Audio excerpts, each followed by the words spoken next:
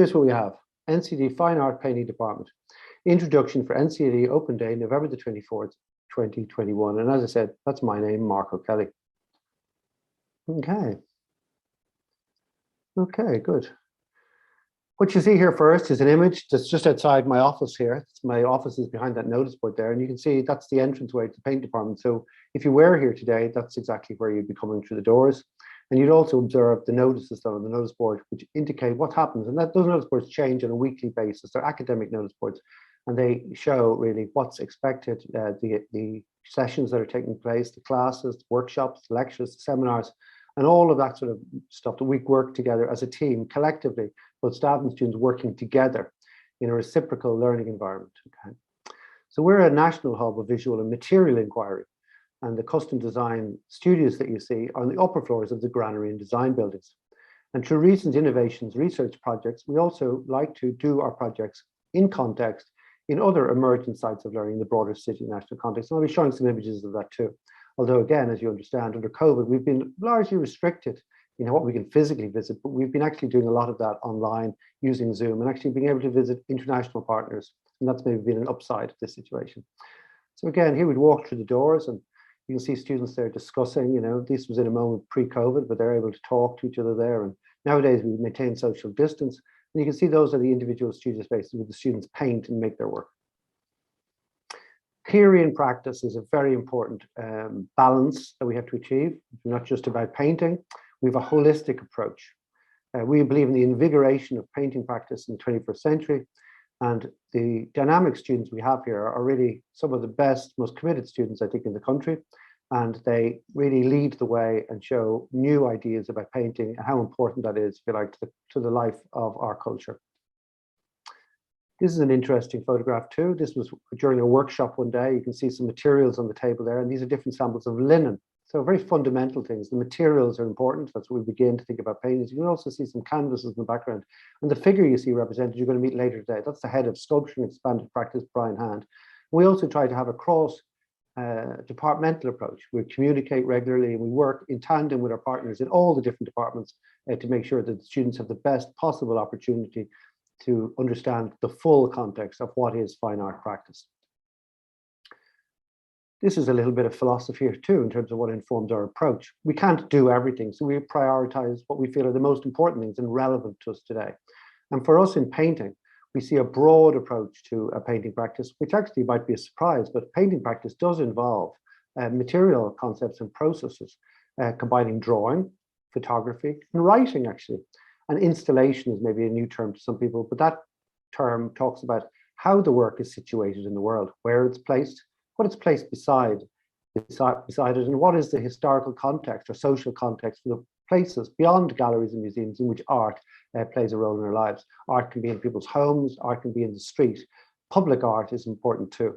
In Ireland, public art is a very important aspect of our culture. We have an Arts Council in Ireland. We're very much involved in the Arts Council with ideas that everybody should have access to art. So we want new innovative career pathways for our graduates. Beyond the normal good things like exhibitions, we want artists to be involved in publishing, in writing, in communicating, and maybe involved in exercises like I'm doing today, which is talking to people and making clear and transparent what it is we do and what is its relevance. Here's an example of an open space in the painting studios that we would use. This has actually changed quite a bit now. The walls you see here are actually now on wheels. You'll see that in further images. So we've been renovating the department as we go, changing the physical environment over the years to be more and more useful and appropriate for the changing nature of painting practice. Here's an example of timetables. How boring is that? But they look kind of nice and pretty because they're color coded. And you can see that the different colors refer to the different kind of module components, or if you like, the different kind of subjects that we like the students to address. So you'll see that sometimes students do critical cultures electives. In another era, we would call that art history, or social context for art. We also see that a number of our students in painting also study a joint pathway between education and fine art to become teachers and practitioners. And I suppose in a way, my career is like that too. I'm both an artist and an educator. So that's very important too in terms of a career pathway. But every week the students meet, you can see that in orange for group seminars and also studio research lectures. So that gives you, and also you'll see in pink over here that we also accompany all of this with regular material workshops. Timetable on the left, concern students who are in second year painting, and the timetable is on the right, concern students who are in third year. So we try to be very clear, and we try to show students right at the beginning of the term exactly what they can expect on a week-to-week basis, and not only that, but also on a day-to-day basis. So that makes it easier to work together as a team, students and staff working together to achieve the best possible outcomes in terms of these processes. So here we go. Here is a number of students, and we can see it's a nice mix of genders and ages, and really a community of learners, which we would hope is reflective of our community as a whole. On the table, you can see materials, a spirit level, brushes, rollers, sponges, and that workshop was actually about how to stretch paper. And so there's discussion around that too. And so this is a discursive environment. It's in a seminar model, but also it's a practical workshop will be taking place. And we'll see more images like that. I'm not going to play these videos now, but this will be in the information as it's uploaded. And these are great examples of our students speaking to the Irish Times in relation to a project we had a year ago, which was a Makers Month, where students returned to the campus after graduation and they actually spent a month completing projects. Here's a second year student. She's now in her final year, but this photograph was taken of her working on one of the studio projects, which was related to issues of architecture. And this student here is masked up, so it's a fairly recent project. You can see that she's not working on one painting, and she's working on numbers of things at once. So that's very important. And what we call that is iterative process. In terms of painting practice, one of the things that distinguishes us perhaps from other projects is that we do things again and we repeat things and we make variations. And it's through that practice, that's the word for practice, that learning takes place. So it's active learning involving like an engagement with materials that is repetitive, and it's focused on, if you like, improvement and through the evolution of process, achieving an ability to make critical decisions by comparison between relative results that come out of, if you like, doing similar things, but doing them differently. So some of the images speak for themselves. You see the space is very important, keeping the space clean and practical, but also making very visible. I walk around the studios and take these photographs all the time. And it's very interesting, just that being in the environment, looking at what students are doing in different years, how they're approaching their individual projects. This student is involved with ideas of, if you like, landscape, particularly landscape as expressed through the pleasure and joy of color and form, and thinking very much about, if you like, parts of the landscape. Sometimes in the studio research, sometimes people work from photographs, sometimes they work from drawings. But in this instance, the student actually made a model of an environment. And by doing so, she could capture the shadows and the relative effects of light as they fall on an object. And that would have been the information she used to make these historical paintings that she went on to make, which reproduced, if you like, important architectural spaces. So I suppose we talk there about the intersection of art and architecture, but we talk about the intersection of art and all sorts of things. And as we can see, what's central to painting is color. And again, another iterative example of the student exploring various relationships between color and form on two-dimensional stretched surfaces. Quite experimental. This is, if you like, research. In fact, even though it's made with paint, it's a form of drawing. It's a form of analysis. So numbers of photos of this, and again, giving some idea of a kind of a variation in the approach of people in terms of different scales and different kinds of surfaces. I hope you like these pictures. You can see here that we have some different kinds of materials here, and we have different kinds of images that's inspiring the students' work. This is an MA student, and more recently we've moved the MA studios also to the granary painting department. And that means that all students, whether they're in second year, third year, or final year, or MA, get to learn from the work of their peers. Here's the student who graduated last year, Martina Lebrick. And actually that's her painting on a stick or on a pole. And she was very interested in things like protest and the idea, if you like, the painting doesn't have to be situated just on the wall, that it also could be compared to, if you like, taking paintings to the street, or even, I suppose, I could think about this as a kind of almost like a portrait. When I look at these two almost like eyebrow forms. So the idea of painting is having a kind of presence that's maybe similar to a physical presence of a body. Because of course, paintings are made not just with the hands or the wrists or the elbows or the arms, but paintings can be experienced as a holistic bodily experience. We have to look up. So we don't work with by following traditions necessarily. We question all the ways in which paintings are made, but also, to use that word again, the way paintings can be installed or how they can exist in the world. Here we are on a field trip, again, pre-COVID. We're in the Curlin Gallery, and the curatorial assistant of the Curlin Gallery who works with press and communications, is there in the foreground meeting with us. I think humorously she wore this kind of black cape that day because she thought it was interesting that she was kind of doing an educational discussion. So I think you can also see in the students' hands, they're holding notes and taking very careful notes with regard to the exhibition of probably one of the most successful and famous Irish painters in the world today, globally significant figure, the figure of Sean Scully. So you can write down his name if you like and investigate him. There's a permanent installation of his work at the Hugh Lane Municipal Gallery of Art on Parnell Square in Dublin. Another important site of learning in this city is the Royal Hibernian Academy.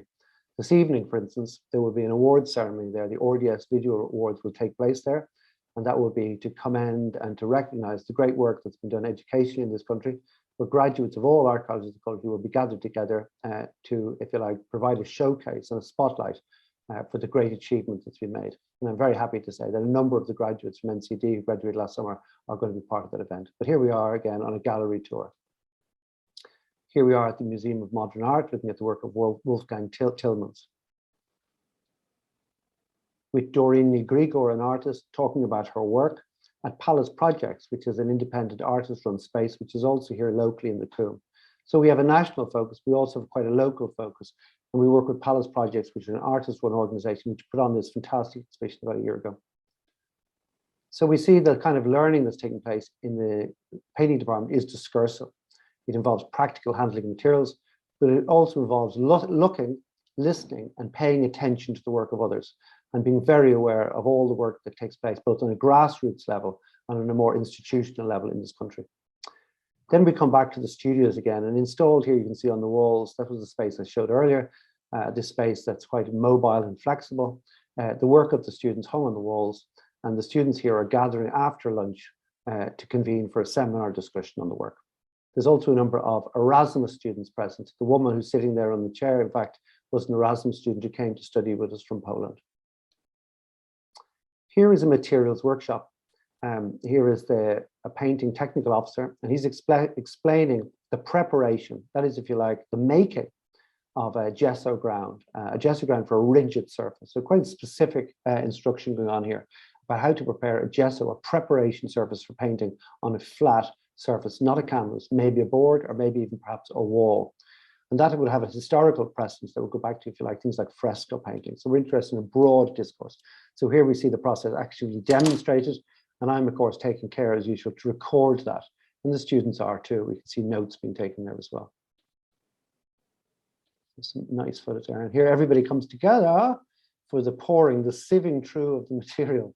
So from the broad in general to the quite specific, quite idiosyncratic or quite strange procedures that might take place, innovative procedures, because the work, the material, the gesso is being sieved through a nylon stocking, believe it or not.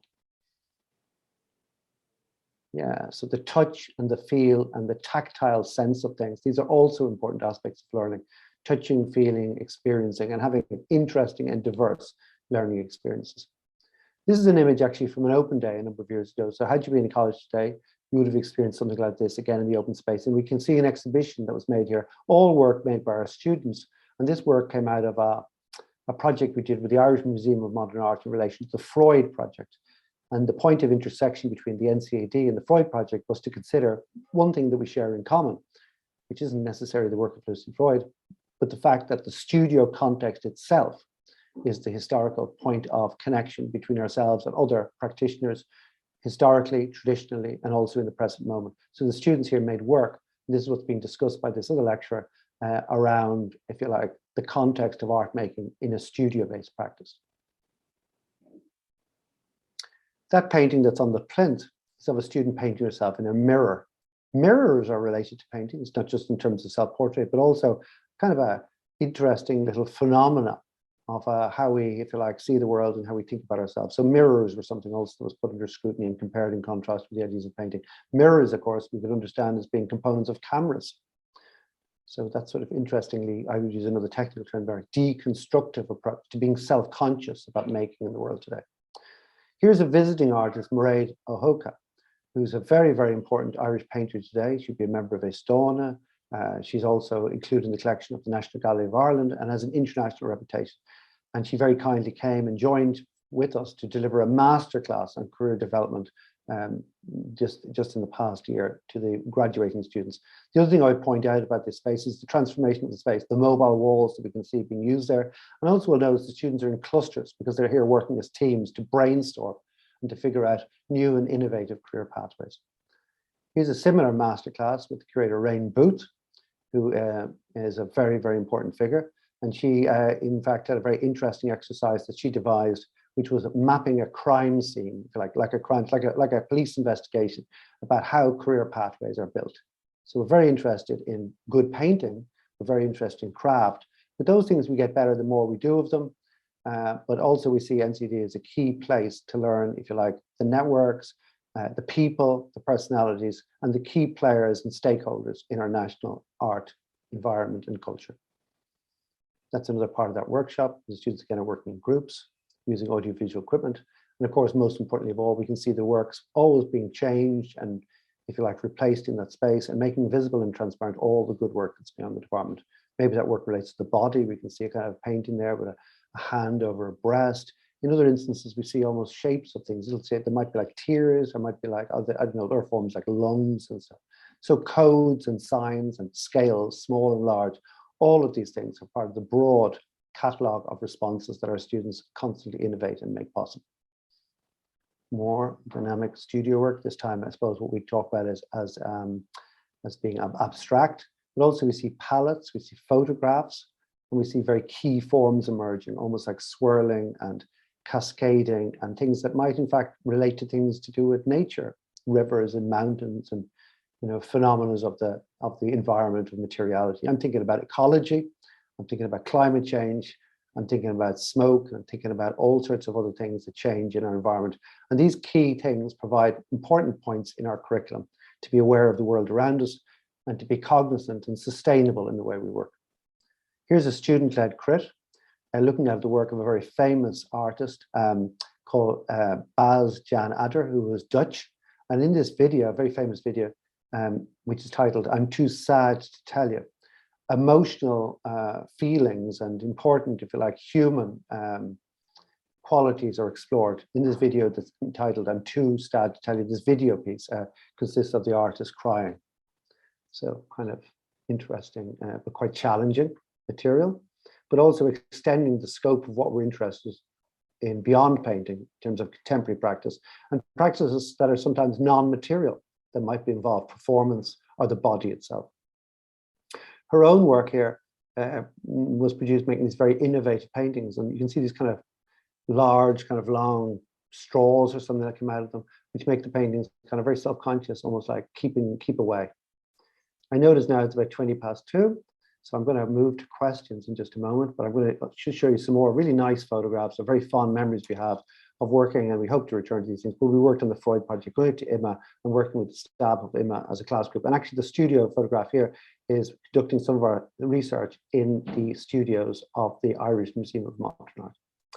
Here we see research work on the wall to do that Freud project, and here we see a resulting exhibition in which we put together to explain what we did achieve. And the students made portraits of themselves in the studio. They considered their immediate environment. And these are some of the really great outcomes that came out of that, all about identity, but all about also ideas like mirrors and spaces and bodies. And there, of course, is a painting of the studio context here itself. This, again, was an interesting outward-facing exhibition in which we worked with the National Treasury Management Agency, which is, if you like, the body that's responsible for the financing of the state, so a very high-level environment. And so they got to learn about us and our culture, but we certainly also got to learn about them. And this kind of outreach is very important. This was convened by the National Treasury Management Sports and Social Club.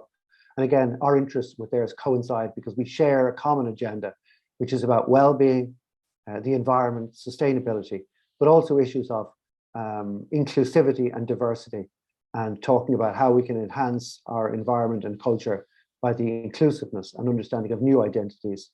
And here is the chief executive of that, Conor O'Kelly, actually is his name, and he is speaking to our students and to our staff on the evening of that opening in a very complimentary fashion about how important it is that we share all aspects of life in this country. So nice photos there. And the final thing I want to just, these are images taken by the Irish Times to celebrate our graduate achievements. And just a little drawing I did where I map out what studio spaces people go into and how they share them with others. More photographs of students on their graduation and working in the studio. And again, another site visit, this time to Rua Red in Tala. And this huge innovative painting, a 360-degree photograph mapping the work of Taiwanese artist Mit Jae-in. And so we had a discussion there. That was an exhibition of Mit Jae-in and Irish-American artist Sven Anderson. So again, meeting the personalities and experiencing the work live and actually interacting with the work. This painting is a painting you can walk on and become part of. Finally, at the Irish Museum of Modern Art last summer, we couldn't have a public degree show, but what we did have was we had what was called a platform, NCAD Works 2020. I'm very proud, 2021, and I'm very proud to say that the painting class of 2021 worked together as a collective group beyond their studio presentations, which they also did. They also exhibited work, but privately here in the studios. We brought visitors to see it. But then one student, Mary Kervick, envisaged this performance, which is called Murmuration. And we can see that the students dressed in these kind of uniforms and began to articulate the physical ornamental gardens of the Irish Museum of Modern Art by their presence and by their performative actions in the studio. So a really inspiring and uplifting response and adaptation and kind of innovation in response to the circumstances. We also see a little object here by the bush. The students also feel like discreetly, this is one student, Kira Hearn, who placed these very odd enigmatic objects throughout the grounds of the building. They also went to the Ivy Gardens and made another kind of performance based upon the concept of the World's Fair, which was the historical context of the building of the Ivy Gardens and in fact what is now the National Concert Hall.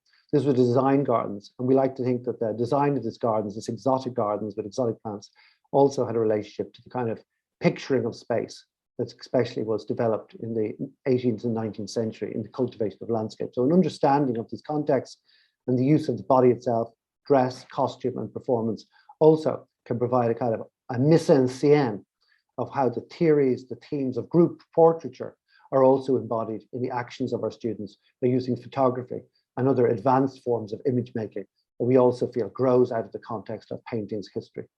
Similar performances here again.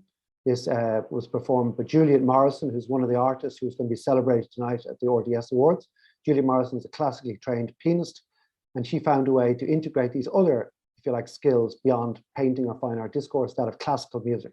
So it's very important, the integration and the broadening and the recognition of all of the skills that can be included and understood as important expressive elements in an artist's work today. Some final images there to close off on, showing the studio presentations this time, the kind of performances and the broadcasting that took place online, where students made speeches and presented and showed their work in the studios and broadcast them through Instagram and other social media in the absence of an actual degree show. So that brings us right up to date. And thank you very much for bearing with me on that whistle-stop tour of the NCAD Fine Art Painting Department. So I have a few moments here. I was hoping to do that. Did I end this? I did. We're out of the screen share. So turn on your cameras there if you like for a minute. I got that done now. We're at 2:25. I suppose I was aiming for 2:20, but we still have 5 minutes, and we can have time for a few words of, I don't know, a few comments, a few observations, and maybe a few questions. So I'm going to call on Amalia because you were so good to turn your camera on first. What do you think of all that? I thought it was really fantastic. It was really interesting, and it's definitely piqued my interest a lot, for sure. Oh, well, thanks so much, Amalia. That's great. And really nice to see the smiles on your face. So we did something good there together. Thanks a lot. Any other questions or practical questions or other things, yeah, that we can talk about maybe? Is it necessary to have strong fundamental painting skills prior to this course? I don't think so. I think everybody has the capacity to be an artist. I think you'll get better as a painter as you learn. We're an educational institution. We're here to teach you those things. And it's a lifetime's work. And it's a hard thing, and it's, you know, there's difficulties in having achievement. That'll be achieved over a lifetime, and it begins here. So I see this as a starting point. I think graduation is a beginning, not an end. So that's a very, very good question. But certainly the answer to that is what we want enthusiasm, we want motivation, and we want an attitude of kind of care and respect for other people, because I think that's fundamental to art. Art is it's an extension of a conversation. It's the offering of a point of beginning. Anthony, yeah. Yeah. I think. What is the rough ratio between theory and practice? I think it's all about bringing those two things together. See how? No, what if I spelled it wrong? Okay, so you'll have to, somebody's talking over us. Hey, watch, Amelia, maybe you turn off the mic there for a second.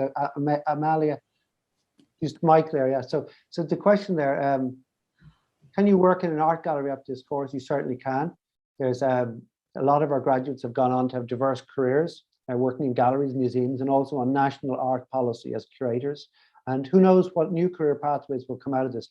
But certainly it's true to say that in Ireland today, art is very much part of our culture. Let's not forget our president is an artist, he's a poet.